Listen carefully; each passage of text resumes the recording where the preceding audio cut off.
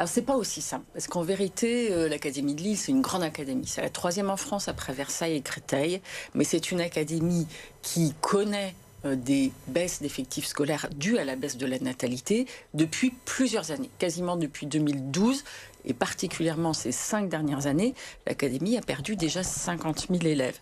Pour autant, les postes ont été largement maintenus, ce qui fait que le taux d'encadrement s'est amélioré chaque année.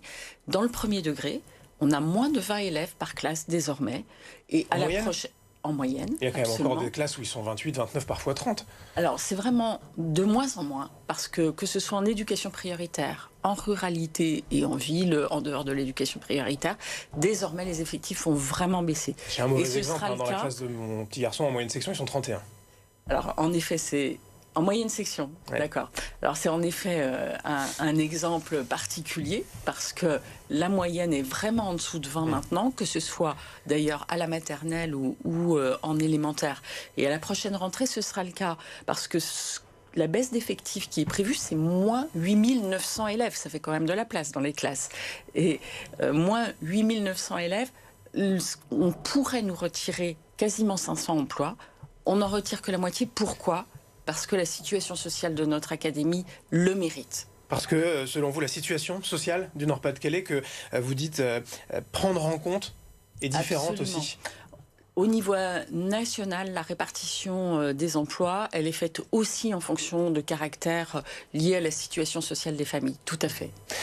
Vous comprenez tout de même cet émoi des syndicats et ces critiques, même, ils parlent de saigner. Leur argument, c'est de dire qu'avec cette baisse démographique, on aurait pu encore abaisser le taux d'encadrement, enfin en tout cas faire en sorte que les classes soient moins chargées encore. En tout cas, évidemment, on peut toujours faire mieux. Le dialogue social, je l'ai eu avec les organisations syndicales cette semaine.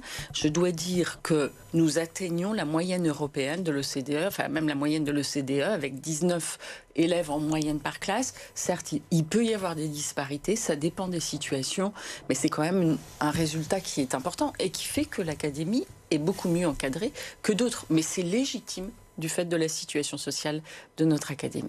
Légitime, mais c'est pas une situation purement comptable, une logique comptable, moins d'élèves, donc moins de profs, on fait des économies? Pas du tout. Alors, évidemment, notre pays fait des économies, c'est le budget de la nation, il a été adopté, c'est d'ailleurs une bonne nouvelle. Il faut savoir aussi que pour la prochaine rentrée, nous allons créer un nouveau concours, après une licence 3, qui fait que les étudiants, pendant leur année de master en M1 et en M2, vont être rémunérés avant de devenir à temps plein, puis titularisés comme enseignants. Donc ce sont aussi des ressources nouvelles, c'est pour attirer vers le métier, capter un nouveau vivier. Vous comprenez quand même aussi cette logique des syndicats, puisque les enseignants sont en poste aujourd'hui, il y a un budget qui est prévu, on aurait pu finalement garder ce même budget pour l'année prochaine et avoir plus d'enseignants.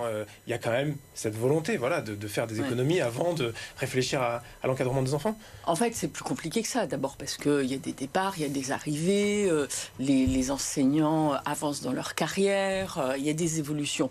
Donc là, les annonces qui sont faites, que ce soit dans le premier degré ou dans le premier degré, ou dans le second degré d'ailleurs, vont permettre d'améliorer l'encadrement et vont permettre de dérouler nos priorités.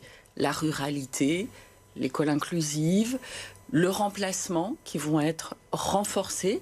Dans le second degré, le soutien à la grande difficulté scolaire, particulièrement dans les collèges, et aussi l'ouverture de formations professionnelles pour qu'on ait des formations qui insèrent mieux pour les élèves, qui répondent mieux aux besoins des entreprises et du territoire.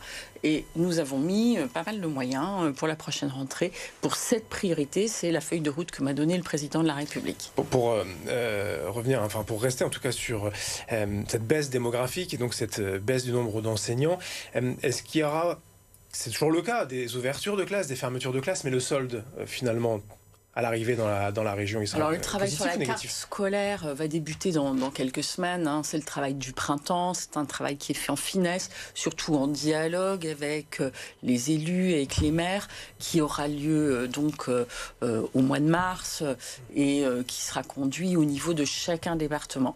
Donc ce qui est avancé là dès à présent, c'est plutôt pour le second degré, donc pour les collèges et les lycées, avec un plan d'aide à la réussite, particulièrement dans 84 collèges qui concentrent la grande difficulté scolaire dans l'académie et que nous allons accompagner particulièrement. Pour les lycées, un maintien, comme je le disais, du niveau d'encadrement et même des ouvertures de formation pour la voie professionnelle dans des secteurs d'activité très différents.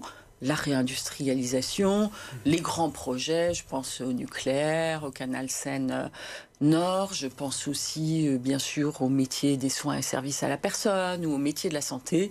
Donc c'est ouvrir aussi de nouvelles formations. L'éducation nationale, elle évolue chaque année et aussi pour répondre à la fois aux besoins du territoire, aux besoins des entreprises, puis donner des perspectives d'avenir sur les territoires pour les jeunes.